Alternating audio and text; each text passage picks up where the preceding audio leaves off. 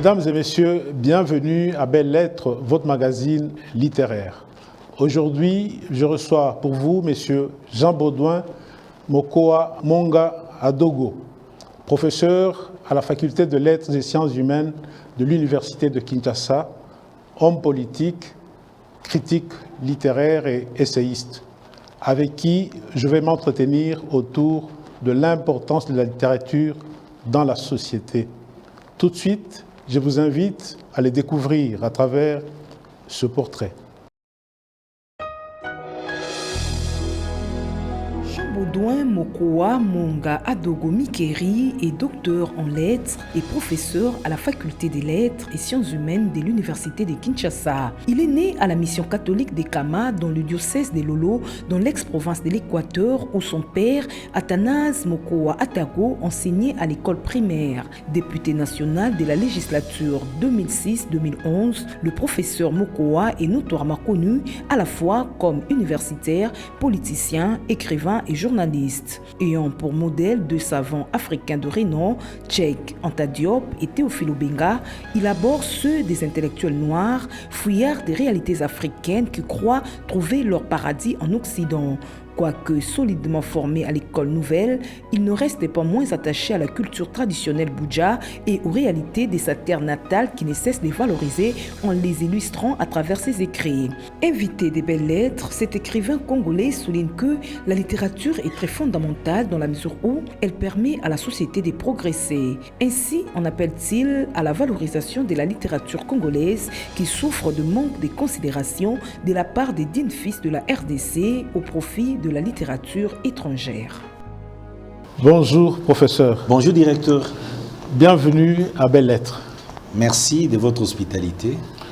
Professeur, c'est un honneur pour nous de vous recevoir autour de cette table pour un entretien autour de la littérature, du livre, de la lecture, de la vie. Et comme première question qui me passe par la tête, notre émission en fait c'est Belles Lettres. Qu'est-ce qu'évoque en vous cette expression, belles lettres? C'est une belle expression qui, en elle, renferme tout le programme de la littérature. Donc, les belles lettres, c'est donc la littérature. Ça signifie quoi? C'est des lettres qui ne sont pas vulgaires, des lettres bien écrites, des lettres qui expriment, qui ont une certaine portée didactique. Et en même temps une certaine esthétique. Ça signifie quoi? Les belles lettres sont caractérisées par cette beauté, cette fiction, cette affabulation qui crée l'écrivain. Et la littérature, qui n'est pas un langage vulgaire comme je venais de le dire, c'est tout texte qui résiste à la lecture. En fait, si je vous ai bien saisi, Belles Lettres, c'est en fait la littérature. C'est la littérature. En fait, qu'est-ce que la littérature? Eh bien, la littérature, je venais de le dire, c'est des lettres bien écrites, des lettres élaborées. C'est des discours qui résiste à la compréhension, à la lecture. C'est au fond un village d'habitation des métaphores. Donc, et c'est ce qui fait la beauté de l'œuvre littéraire. Pourquoi? Parce que l'écrivain, lui, il crée un monde imaginaire pour la correction de ce monde, comme disait Camus. Vous ne trouvez pas que cet aspect d'inaccessibilité de la littérature au public, puisqu'il faut un effort de décodage, non? Bien entendu. Vous ne trouvez pas que cet aspect-là exclut un peu le grand monde de la littérature? Oui. Accèdent à la littérature les initiés. Parce que je disais que ce n'est pas un langage vulgaire, c'est un langage qui, au fond, est une sorte de vernis de la pensée. Alors, il faut absolument un fil d'Ariane pour y pénétrer. Au fond, la littérature, c'est un labyrinthe.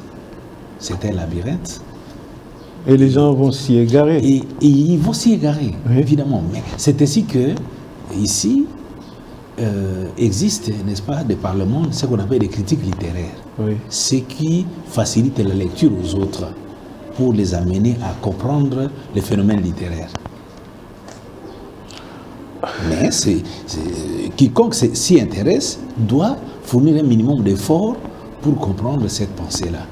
Je prends un cas simple d'un langage imagé comme cela. Un papa qui ne s'exprime pas comme tout le monde, Oui. dit à son fils ou à sa fille que nous passons la main, le casa à $100, que nous passons la main. Bien, cet enfant doit s'arrêter, essayer un peu de réfléchir pour savoir ce que veut papa en réalité. Vous voulez dire, en Voilà. réalité. Donc, papa, vous devez simplement lui demander d'aller changer ses billets. Un autre exemple,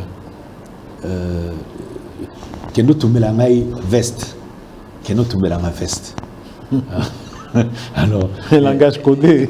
si la fille ou le garçon ne comprend pas la pensée de papa, il ou elle risque d'aller placer la veste sur le feu et il brûle. Donc, en fait, c'est une manière d'exprimer qui est empreinte de beauté et de portée didactique. En fait, la littérature, elle est faite pour les initiés. Mais comment se fait cette initiation pour pénétrer dans ce monde-là, la littérature? Oui, je crois avoir répondu à cette question lorsque je vous disais qu'il existe une catégorie d'hommes, de Oui. personnes qui facilitent la lecture aux autres. Ce sont des critiques littéraires. Ils sont des écrivains au carré, des écrivains au second degré, qui en fait réécrivent les œuvres littéraires pour les rendre plus accessibles. Mais C'est est-ce cela. que Mais n'empêche que les lecteurs eux-mêmes n'empêche qu'ils fassent aussi des efforts pour y pénétrer. Mais ils peuvent compléter leurs efforts grâce au travail qui est fait par les critiques littéraires. Professeur, est-il opportun de parler de la littérature dans un monde où les gens sont plus préoccupés par le gain immédiat, préoccupés par autre chose? Est-ce que c'est vraiment opportun de parler de la littérature? Mais c'est fondamental. C'est fondamental. Je vous disais tout à l'heure que la littérature, c'est un monde imaginaire créé pour la correction de ce monde.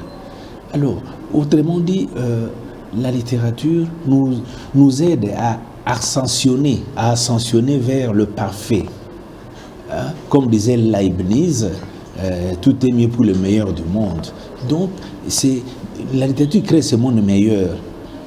C'est ainsi qu'elle nous aide à quitter la médiocrité pour l'excellence. Je crois que nous devons nous préoccuper de la littérature. Parce qu'en fait, ce que vous dites là, on est préoccupé par le matérialisme à outrance, l'utilitarisme calculateur. Oui. Bon, tout cela, c'est un peu comme disait Gabriel Marcel, le monde cassé. Les mondes cassés, les relations d'avoir qui priment sur les relations d'être. Mais la littérature cherche à humaniser le monde, à le rendre plus excellent, à le rendre meilleur. Et c'est pourquoi elle doit nous intéresser. Aujourd'hui d'ailleurs, si nous parlons démocratie en Afrique, même en France, c'est grâce aux écrivains, aux penseurs. Pourquoi je l'ai dit? Vous savez aussi bien que moi qu'en France, on a connu l'obscurantisme avec Louis XIV. Oui. L'État c'est moi, la dictature sanguinaire et omnipotente. Mais cette dictature a été remise en cause grâce à ce qu'on a appelé les philosophes des Lumières. Oui. Voltaire, Rousseau, Montesquieu. Et d'ailleurs, Montesquieu est à la base de ce qu'on a appelé aujourd'hui la séparation des pouvoirs. Grâce à son livre L'Esprit des lois. Des lois, oui. Voilà, donc les pouvoirs arrêtent les pouvoirs. Ça veut dire que vous avez les législatifs, vous avez l'exécutif, vous avez les judiciaires. Et autrefois, les pouvoirs étaient détenus par une seule personne, tous les trois pouvoirs. C'était la dictature. Vous voyez, c'est une espèce de médiocrité. Mais grâce à la littérature, on a ascensionné vers la démocratie. Chez nous, c'est la même chose. Vous avez appris ce qu'on appelait autrefois l'Afrique des généraux, des colonels et des généraux, des dictatures sanguinaires omnipotentes. Mais ces dictatures ont été remises en cause grâce à des écrivains comme des Soni Laboutansi, comme des Aïmaï Akoué et d'autres. Donc, plus proches de nous, les Ngandou Kachama. Oui. Et aujourd'hui, si nous accédons déjà à ces semblants de démocratie, c'est grâce à la littérature qui nous aide à quitter la médiocrité vers l'excellence. Nous savons que la lutte est acharnée, dure, mais viendra un moment où nous assisterons à des changements spectaculaires et nous vivrons la justice distributive, l'alternance, la tolérance, comme le veulent les principes de la démocratie.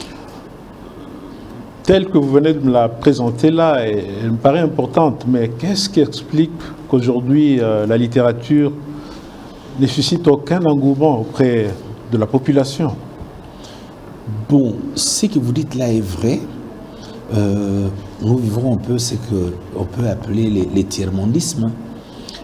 Pourquoi? Parce que, au fond, vous entendez ces discours au quotidien.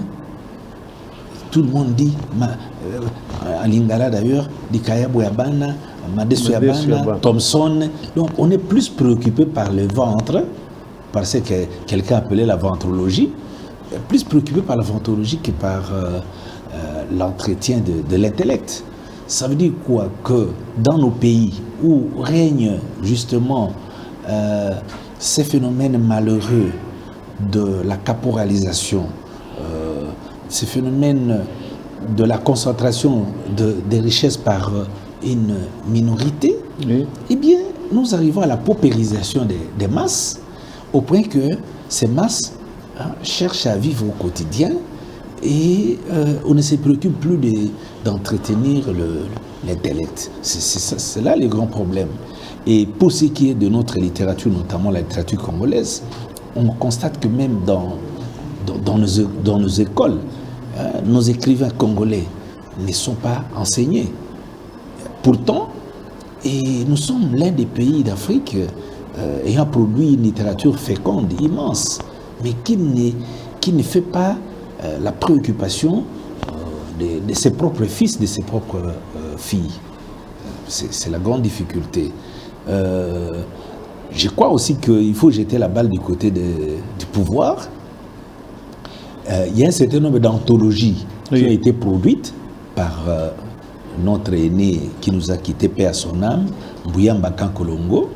Il y a des anthologies produites par Babou Damali Bato et d'autres, mais elles ne sont malheureusement pas vulgarisées.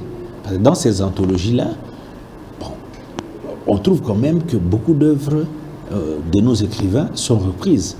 Bon, ici, je ne voudrais pas prêcher la politique de huis clos, de ghetto culturel, hein, oui. Parce que la littérature, les belles lettres, comme vous le dites bien ici, oui. Et elles concernent les œuvres de littérature nationale, ce que Goethe appelait la République des lettres. Oui. C'est-à-dire que toutes les nations ont ce souci du beau, elles produisent la littérature. Et il ne faut pas que nous puissions nous enfermer dans nos propres littératures, en oubliant les Shakespeare, les Gogol, les Dostoevsky, les Hemingway. Il faut connaître également les autres écrivains. Okay. Au niveau de notre pays, oui. Que faut-il faire pour que cette littérature soit aimée, appréciée, soit lue par la population? Bon, nous devons d'abord la considérer. Évidemment, quand vous dites la population, bon, c'est un concept que je trouve élastique. Pourquoi? Parce que les statisticiens nous ont démontré que en RDC, il y a beaucoup d'analphabètes. Et je crois que lorsque nous débattons avec vous, nous devons voir surtout le public lettré, n'est-ce pas, les élèves, les étudiants, les intellectuels. Alors, ces publics-là, doit d'abord considérer que la littérature congolaise ou les œuvres congolaises constituent leur patrimoine culturel, oui, qu'ils doivent aimer et diffuser largement au niveau, à l'échelle internationale, je dirais, à l'échelle mondiale. Il faut d'abord cette affection pour nos propres œuvres littéraires. Et bon, il y a la grande difficulté, c'est que au niveau des anthologistes, oui, à ce niveau-là, des manuelistes, ceux qui ont produit des anthologies, des manuels scolaires, ils ont accordé une grande part aux écrivains français et africains. C'est ainsi que les Kamaralai, les Saint-Exupéry, les Tchekamidou Kane, les Mongobeti sont mieux connus que les Djongo Simba, les Moudibé, les Ngal. C'est cela. Donc, il faut rechercher les causes de cette négligence de nos littératures, de nos œuvres littéraires partout là. Comment êtes-vous arrivé à aimer la littérature au point de lui sacrifier votre vie? Bon, j'étais fasciné par ceux qui m'ont enseigné le français, oui, et qui généralement se référaient au grec et au latin. Oui. Et j'ai beaucoup aimé. Je me disais qu'il faut connaître la littérature comme eux. Et alors, même la littérature anglaise. À un moment donné, j'ai eu des professeurs qui m'ont fait aimer même les Shakespeare, le Wordsworth, le Jonathan Swift, hein, l'auteur de Gulliver's Travels, oui, le voyage de Gulliver. Oui. Donc, ils m'ont fasciné et ils m'ont démontré que la littérature, c'est la création du monde meilleur, comme je l'ai dit. Et c'est ainsi que vous verrez que les philosophes, les littéraires, ce sont des gens qui sont en train de humaniser le monde. Et ils connaissent beaucoup. Sans eux, le monde n'est pas humain. Le monde devient, comme je le disais, c'est un monde cassé. Le monde, parce que quand les relations d'avoir priment sur les relations d'être, oui, c'est quel monde? Je prends un cas d'un de nos professeurs de littérature qui était en France dans un appartement. Il a été enseigné, à un moment donné, il est tombé malade. Et quand il passait dans le couloir, il s'est rencontré avec des gens, ces gens ne savaient même pas lui dire bonjour. Ils habitaient pratiquement les mêmes appartements sans pouvoir se connaître. Et ce prof est mort dans son appartement, le corps entré en putréfaction, personne ne le savait. Ah bon? Voilà. Donc, ça veut dire quoi? Que cette civilisation, hein, du matérialisme à outrance, de l'utilitarisme calculateur, peut nous ruiner. Alors, il faut privilégier les relations d'être par rapport aux relations d'avoir. Parce que je crois que ces relations d'être dépendent aussi des relations d'avoir, mais les relations d'avoir ne peuvent pas primer sur les relations d'être. C'est cela.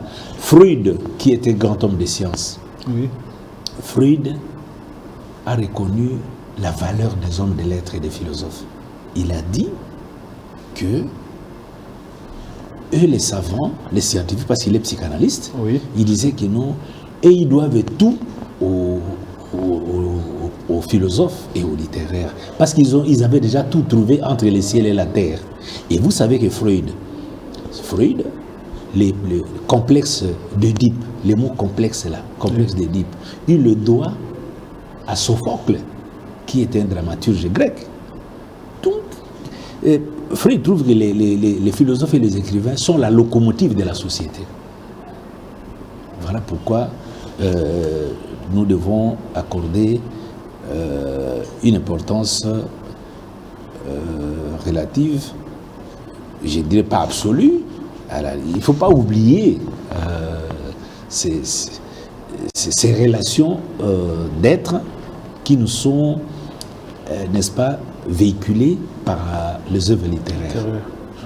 Que représente la littérature pour vous? Vous sentez-vous quelque part redevable à la littérature? Bien. Bon, qu'est-ce qu'elle elle représente pour moi? Mais vous savez que je suis théoricien et praticien de la littérature et j'ai vu de la littérature.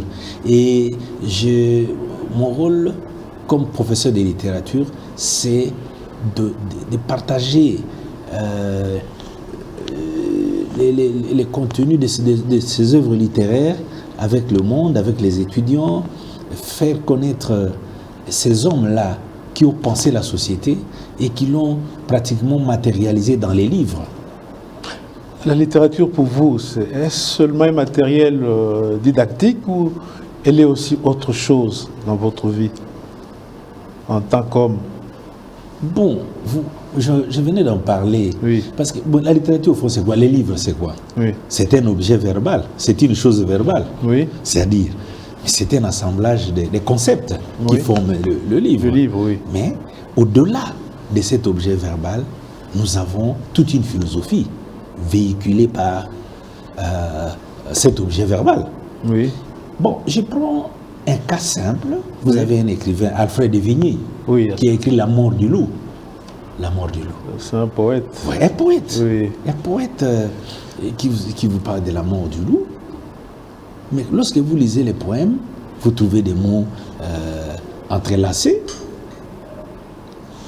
Mais ce poème-là a tout un programme vital.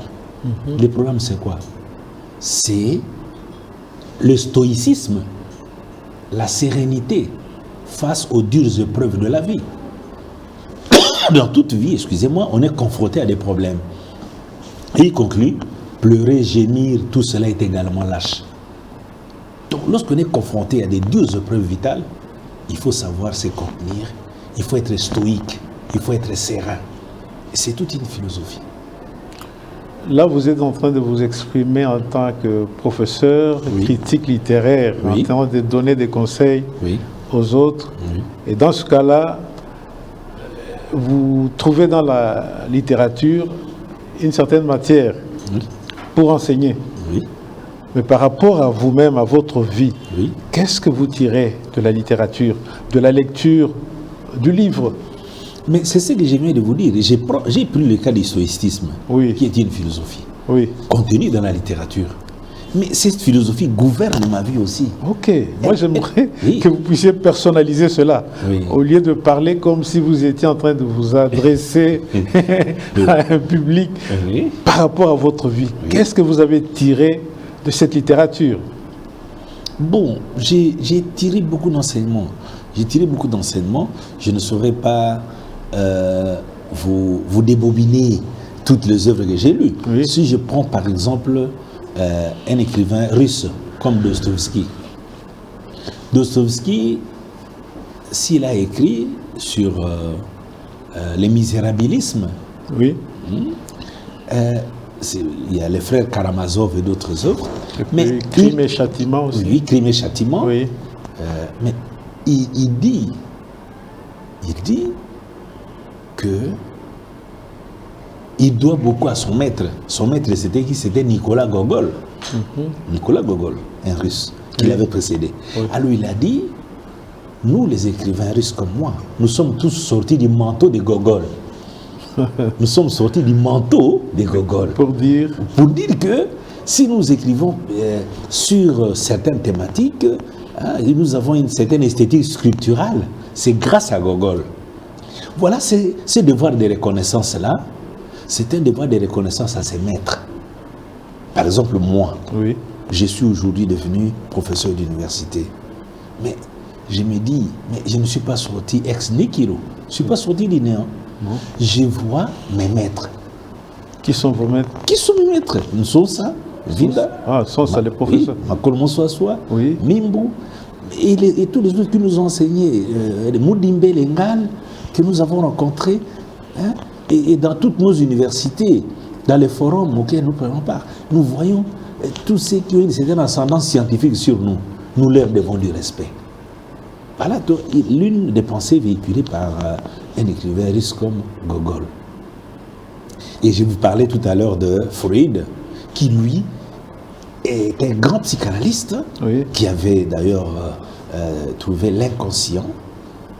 Il a exploré l'inconscient et grâce à à cette découverte.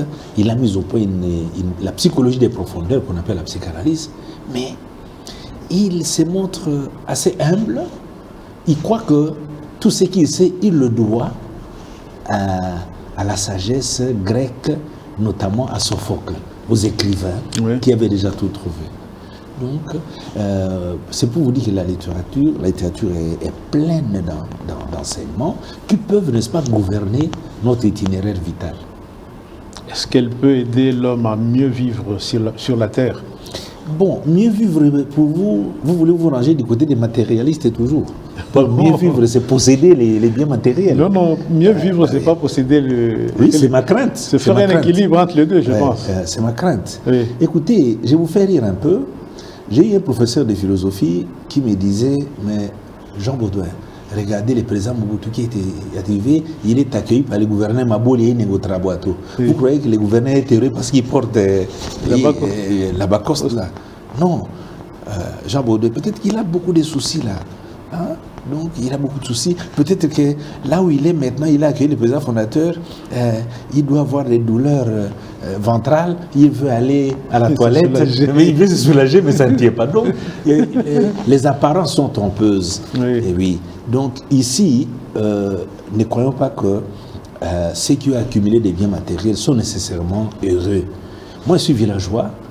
Je suis heureux de constater que dans nos villages, vous trouvez des gens qui vivent simplement, ils ont leurs champs, il faut étudier leurs enfants. Ce sont des gagnes petits, mais qui sont heureux, qui vivent sereinement par rapport à tout ce qu'ils possèdent. C'est des biens matériels qui ont amassé des fortunes faramineuses. C'est cela. Alors moi, je soutiens que la littérature est un trésor immense qui peut nous tracer certains préceptes de vie, lesquels préceptes peuvent nous aider à gouverner notre vie de manière sereine. Qu'est-ce que vous entendez par mieux vivre sur la terre? Bon, mieux vivre sur la terre... Qu'est-ce qu'il faut à l'homme pour mieux vivre sur la terre? Bon, mieux vivre sur la terre, je reviens à vous qui êtes penché vers le matérialisme. Je crois que mieux vivre sur la terre, c'est réunir un minimum de biens, mais avec un minimum de principes spirituels, éthiques, qui peuvent vous aider à passer votre existence convenablement, plutôt que de cet acharnement sur l'accumulation des biens matériels. Ou pas ce que nous vivons aujourd'hui. Et nous avons une race, une poignée d'autocrates au pouvoir qui sont en train pratiquement de s'embourgeoiser pendant que les masses se paupérisent. Et ils s'embourgeoisent, les masses se paupérisent. Alors, c'est quel genre de joie? Le professeur Sosa nous disait toujours, il y a une manière de honte, une manière d'être honteux, hein, c'est dire quand on vit heureux seul. Hein, donc une honte, hein, d'être heureux seul. Oui. Alors, ça va pas. Donc,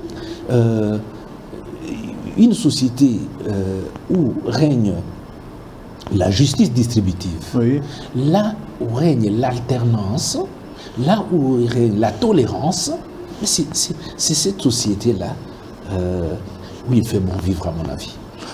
Est-ce que vous parlez de la société, quel rôle assignez-vous à l'écrivain dans une société? Bon, l'écrivain, c'est la voix des sans-voix. L'écrivain, c'est celui qui dit tout haut ce que les autres pensent tout bas. L'écrivain, c'est les deus ex machina, comme on dit, le créateur d'une société excellente. Comme disait Camus, je répète, la littérature, c'est un monde imaginaire créé pour la correction de ce monde. La littérature, donc, nous tire de la médiocrité vers l'excellence, et c'est sur tous les plans. Souvent, c'est un monde idéal qu'on n'arrive pas souvent à atteindre sur cette terre. le monde que nous présentent les écrivains. C'est un monde idéal. Bon, il n'est pas totalement idéal. Parce que je vous ai donné les cas de la Révolution française. Oui. Le 14 juillet 1789. Cette Révolution française a été l'œuvre des écrivains. L'obscurantisme de Louis XIV a cessé. On a accédé à des sociétés démocratiques jusqu'à aujourd'hui. L'Afrique, notre continent. Là, on ne sent pas tellement le rôle des écrivains en Afrique. Mais les écrivains, ils ne cessent d'agiter la sonnette d'alarme. Oui. Et derrière eux se rangent également les ONG des droits de l'homme et d'autres qui interviennent également. Et tout cela, je crois que ça amène les changements dans nos sociétés. Rimbaud dit de la poésie, et cela peut se dire aussi de la littérature, qu'elle ne rythmera plus l'action, qu'elle sera en avant. Voulait-il dire que la littérature ou la poésie doit précéder l'action? Ou que le poète ou l'écrivain doit être prophète? Bon, vous savez, j'en ai parlé tout à l'heure, les écrivains, les penseurs en général, sont considérés comme étant des guides. Oui. Hugo en parlait d'ailleurs dans fonction de poète. Hein? Ils volent tout haut. Donc, c'est des créateurs. Des créateurs. Et d'ailleurs, j'ai parlé du philosophe Leibniz. Oui, Leibniz. Oui. Lui, Voltaire l'a aussi repris. Hein? Et là, l'écrivain nous trace un monde meilleur. Il est le prophète. Il est les Deus ex machina. Donc, il est un démiurge. Hein? Ils sont des démiurges. Et que dire de Baudelaire pour qui la littérature ou la poésie n'a d'autre but qu'elle-même et pas autre chose? Bon, c'est des considérations auxquelles on assiste parfois, mais moi je me range du côté de Sartre. Parce qu'il y a ce qu'on appelle l'art pour l'art. Je pense que Baudelaire se situe dans... Il y a l'art pour l'art. L'art pour l'art. Voilà. Oui. Mais il y a aussi l'engagement en littérature. Sartre a démontré que... Avant que vous ne puissiez continuer, est-ce que la visée première de la littérature, n'est-ce pas que c'est la beauté? Oui, c'est la beauté. La beauté. Oui. Et J'ai parlé de la beauté, mais Oui. j'ai parlé également de la portée didactique. Ce n'est pas la beauté pour la beauté. Derrière cette beauté se cache. Je vous ai dit Baudelaire que, est pour la beauté, pour la beauté. bon, il y a eu non seulement Baudelaire, vous avez les Théophile Gautier et d'autres, ils ont parlé de l'art pour l'art, le Parnasse. Mais, au fond, je vous ai parlé du livre comme objet verbal qui cache une philosophie. Et généralement, c'est des philosophies qui nous tracent la voie des vertus. Des philosophies qui nous tracent les voies des vertus, les voies pour construire un monde meilleur. Est-ce que toute littérature doit être engagée? Bien. Moi, je vous disais tout à l'heure que je m'ai rangé du côté de Sartre. Oui. Sartre a dit ceci: l'écrivain est en situation dans son époque. Oui. Et face à toute situation, il doit placer son mot. Il a apprécié Zola dans l'affaire Dreyfus. Oh oui, Dreyfus, le capitaine Dreyfus qui a été accusé forcément. Zola a dénoncé cela. Et vous avez Voltaire, l'affaire de Cala. Oui. Sartre les apprécie, que ce sont des écrivains. Tandis que les Flaubert et d'autres qui n'ont rien dit. Les Baudelaire. Qui n'ont rien dit. Ils trouvent que ce ne sont pas des écrivains. Est-ce que c'est correct? Bon, moi, je trouve que c'est correct. Ce point de vue-là est correct? Est correct pour moi. Et ça rejoint même certains principes juridiques de non-assistance à personne en danger, à mon avis. Donc, Moi, je pense que l'écrivain est là pour humaniser le monde. Est-ce que vous ne trouvez pas que si on réduit l'écrivain à cette tâche d'être le porte-parole ou le défenseur des autres, réduit un peu sa marge de manœuvre, oui? Bon, de toutes les façons, directeur, Oui. je vais vous faire remarquer que la littérature, comme disaient Vigny et Umberto Eco, Oui, l'italien. c'est une bouteille à la mer, c'est une œuvre ouverte, opera aperta. Oui. Le livre, l'œuvre ouverte, les livres ouverts. Ça veut dire quoi? Que la littérature est pluridimensionnelle au niveau même, elle est polysémique. Elle est polysémique et nous n'allons pas nous arrêter à un aspect. Hein, c'est ainsi que certains critiques littéraires, Oui. certains penseurs refusent la manie classificatoire. Classifier l'œuvre, par exemple, l'Aventure ambiguë, c'est un roman de la métamorphose. Est-ce qu'il n'y a que la métamorphose dedans? Non. Une autre lecture peut nous révéler d'autres aspects. Tout à fait. C'est là le problème. Donc, l'œuvre littéraire est polysémique et nous devons, même les œuvres du Moyen-Âge ou de l'Antiquité que nous trouvons fossilisées, mais avec des grilles de lecture nouvelles, on peut découvrir beaucoup d'autres aspects. C'est ainsi que je me garde de étiqueter les œuvres, de les enfermer dans les tiroirs. Là, ça ne va pas. Est-ce qu'il y a un rapport entre la littérature et la vérité? Bon, la littérature d'abord, c'est une œuvre de fiction. La littérature ne dit pas la vérité. La littérature ne dit pas la vérité. Oui. Ce qui est important en littérature, c'est la cohérence. C'est la cohérence. Je prends un exemple pour étayer ce que j'ai dit. Dans Entre les eaux de Moudimbe, Oui. vous pouvez lire ceci. Il y a eu un personnage qui devait défendre, ou bien une personne qui devait défendre sa thèse sur les personnages homériques, les personnages d'Homère, dans l'Iliade et l'Odyssée, de la littérature grecque. Oui. Deux personnes devaient défendre leur thèse. La première personne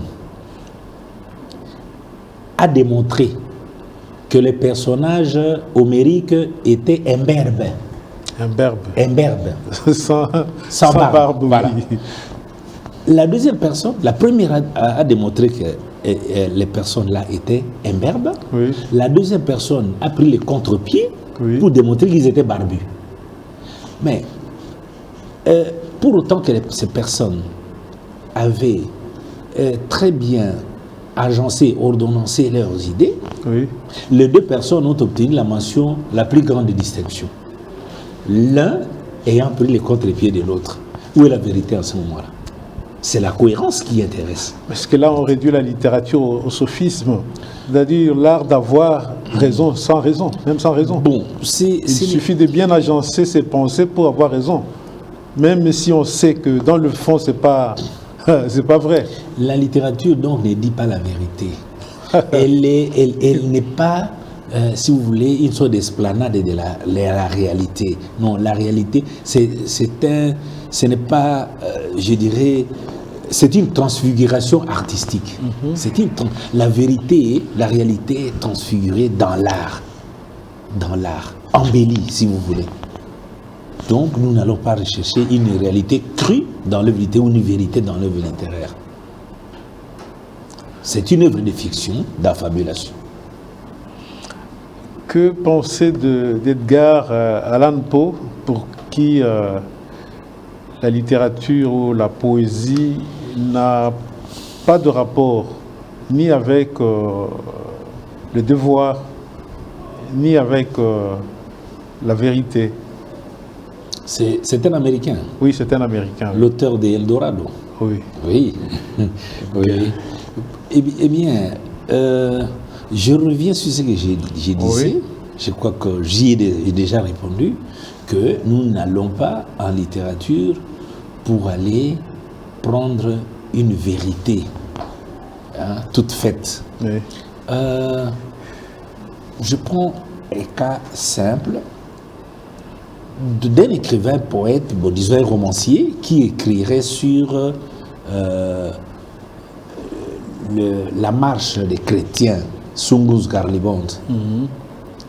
Eh bien, vous verrez que les éléments qui vont transparaître dans cette œuvre littéraire, ce ne seront pas des éléments crus ou pris crûment comme cela. Mais ces éléments-là seraient des éléments embellis par l'écriture, transfigurés dans l'art.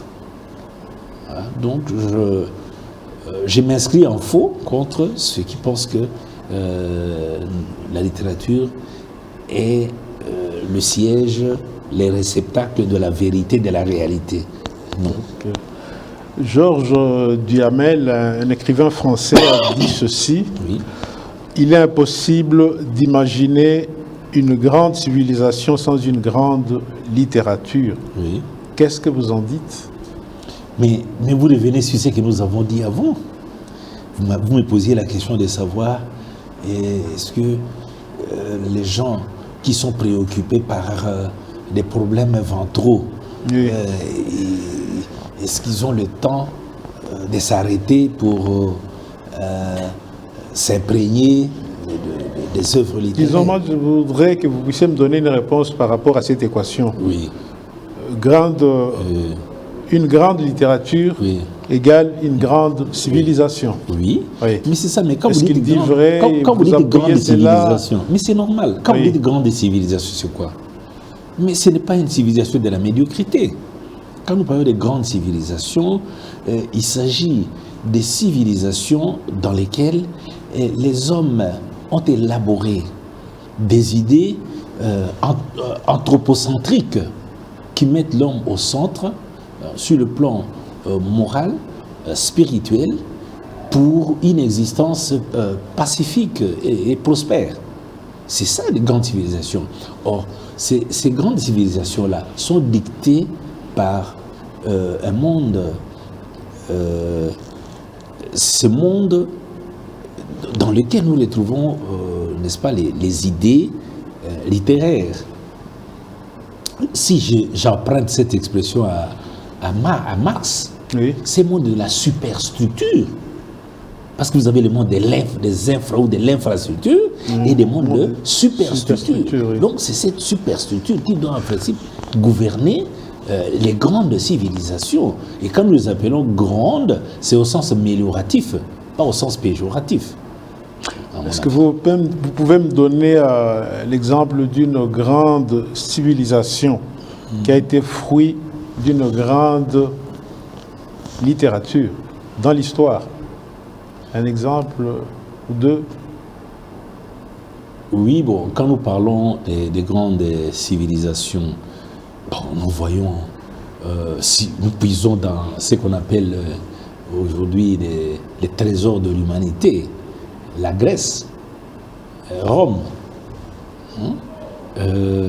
Prenez Athènes, Oui. et Sparte. Bon, comparez les deux cités. Athènes, c'est la cité qui a produit Des grands penseurs. des grands penseurs. Et tandis que Sparte, c'est la cité de la ventrologie. Là où vous trouvez les gens spartiates, c'était Les la athlètes force. aussi. Les athlètes. Oh, oui. Oui. Bon, regardez, comparez. Voilà. Donc, pour moi, Athènes est une civilisation prospère. Une civilisation où l'homme a été placé au centre, qui appelle une civilisation anthropocentrique. Si nous comparons les deux civilisations. Et plus proche de nous. Oui. Plus proche de nous. Malheureusement, nous sommes en train de dégringoler. Mais prenez le Sénégal, Ouais. qui fut la vitrine de la démocratie en Afrique. Oui. Avec qui? Mais c'est avec, sous la bannière d'un écrivain, Oui. Léopold Sédar Senghor, mon frère. Et n'eussent été les querelles intestines, là, Abdoulaye Wade et d'autres. Abdoulaye Wade, qui fut d'ailleurs un grand opposant, on croyait qu'il ferait mieux. Il arrive, il s'embourbe, comme est en train de s'embourber Alpha Condé aujourd'hui en Guinée.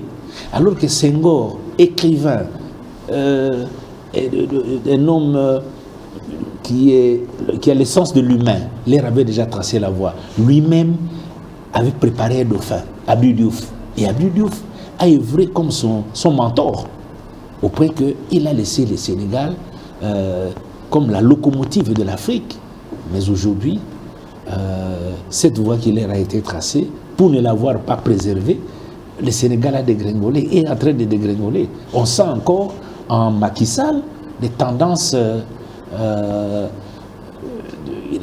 ces tendances l'amenant plutôt à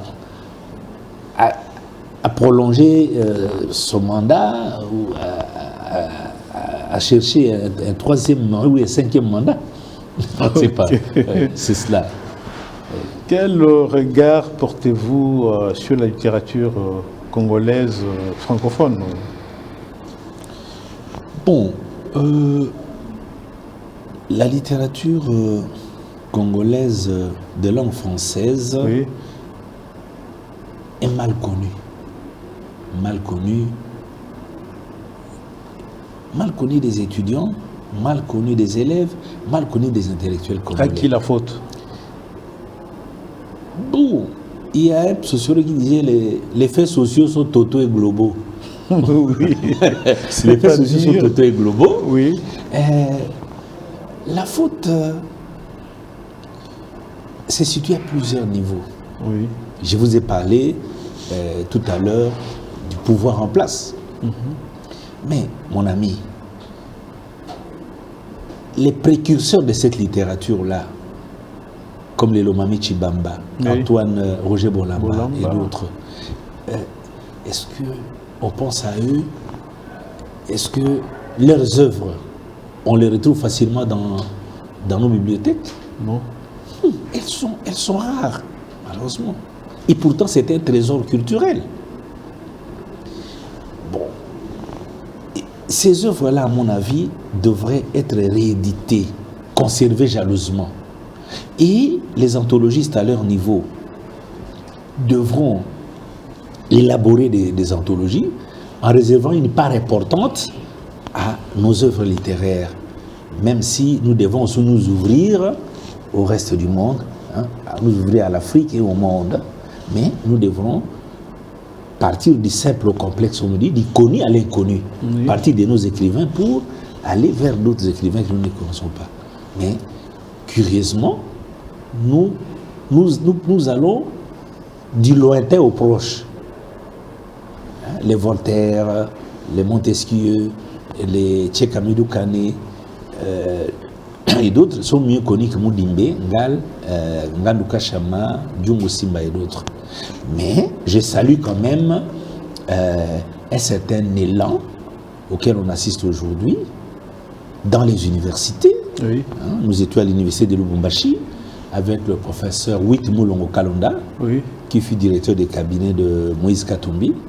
C'est un professeur qui a créé le département des langues et littératures congolaises au sein de l'université de Lubumbashi pour valoriser nos littératures. Ah bon, ce département n'existait pas avant? N'existait pas avant. Okay. Voilà. Maintenant, alors, je ne sais pas si ça fera des émules dans les autres universités. Mais il faut retenir quand même que dans nos universités aujourd'hui, dans nos facultés, on accorde des priorités aux œuvres congolaises, aux écrivains congolais, pour les faire connaître dans notre pays et au monde. Nous avons échangé avec une dame, Marie-Rose Abomomorin, une Camerounaise, à Lubumbashi, qui nous a dit qu'au Cameroun, toutes les études, notamment les travaux de fin de cycle, les mémoires, des doctorats, des licences, des thèses, portent sur les œuvres camerounaises. Bon, évidemment, là également, on peut poser le problème de ghetto culturel, mais ils n'exagèrent pas, ils veulent quand même plus faire connaître les leurs avant de s'ouvrir aux autres écrivains. Mais ce serait un préjudice grave que d'ignorer aussi les autres littératures, je l'ai dit ici. Oui. Professeur, là, nous tendons lentement mais sûrement vers la fin Oui. de notre émission. Mais avant qu'on atterrisse, avez-vous un mot à dire à propos de cette émission Belles Lettres? Bon, honnêtement, je dois saluer votre initiative d'organiser cette émission Belles Lettres, que je qualifierais de la République des Lettres, Weltliteratur de Goethe, Oui. c'est-à-dire une émission qui fait connaître les œuvres littéraires produites à travers le monde. Mais je ne sais pas si dans d'autres chaînes de télévision, on organise encore ou on organise des émissions relatives à la littérature. Je doute. Et même les journaux. À un moment donné, il y a quelques journaux dans lesquels on retrouvait des œuvres, disons, des écrits sur la littérature, mais actuellement, on n'y accorde pas d'espace. Mais je dois vous féliciter pour cette initiative. J'espère que à la longue, vous aurez un grand, disons, vous pourrez avoir un grand auditoire, pour ainsi m'exprimer, Oui. que des téléspectateurs vous suivront pour que finalement les phénomènes littéraires soient réhabilités. Vous êtes pratiquement en train de réhabiliter les œuvres littéraires et les écrivains, Merci. voire de les immortaliser. Merci. Oui. Comme disait Horace, j'ai conçu des monuments pour l'éternité. Hein, Horace, un écrivain latin, Latin, oui. qui considérait ses œuvres comme étant des monuments. J'ai conçu des monuments comme l'éternité. Et comme on dit d'ailleurs que l'écrivain ne meurt jamais, l'artiste ne meurt jamais, vous êtes en train pratiquement d'immortaliser aussi bien leurs œuvres que eux-mêmes les écrivains. Et c'est une initiative louable. Le phénomène littéraire est souvent oublié, alors que Freud, un grand homme des sciences, a accordé une place prépondérante aux philosophes et aux écrivains. Ok. Oui. Là, nous sommes arrivés à la fin de notre émission. Oui. Tout en espérant vous recevoir prochainement pour une autre émission, Oui. nous vous disons merci. Moi, je vous remercie. Je vous en prie. Merci. À tous et à toutes, nous disons merci pour nous avoir suivis et vous fixons un rendez-vous à notre prochain numéro. Bye bye.